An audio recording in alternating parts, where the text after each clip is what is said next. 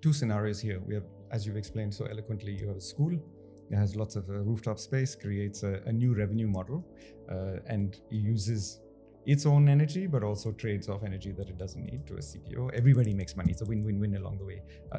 The other concept is rooftop solar in a house, and you being able to charge your own vehicles from the solar that you have, solar energy that you've generated, right? Which means not to sell to the CPO, but actually to charge your own vehicles. Your own report had scenarios that had with and without battery charging. Let's talk about that. Battery charging is predominantly looked at from a firm power supply point of view, is more from a CPO point of view we looked at, not from a residential, because we felt that as a customer I have to provide service to my vehicles which comes from, so hence battery we felt is a necessary means. So that's why when we did this pilot at Bescom office, they had a 40 kilowatt, almost 90 kilowatt rooftop system. What we augmented was a charger and a battery, so that when solar is down, the battery power comes into play and provides the charge or the juice for the car or the two-wheelers that is being charged there. Now, battery can play a significant role. Let's say we wanted to do this pilot to see that tomorrow if we are expanding this kind of a concept to highways also. We have looked at data in terms of charging stations, what is the kind of major challenges they have.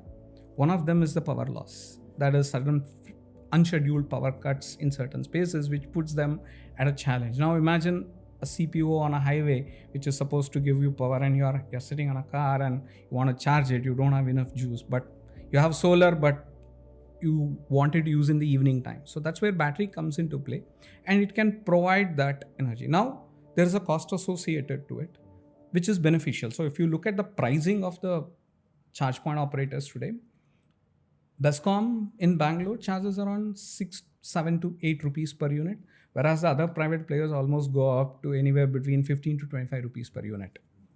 Now, why is that? Is that because of the poor utilization rates, less number of cars or less number of vehicles coming, hence the unit rates are high.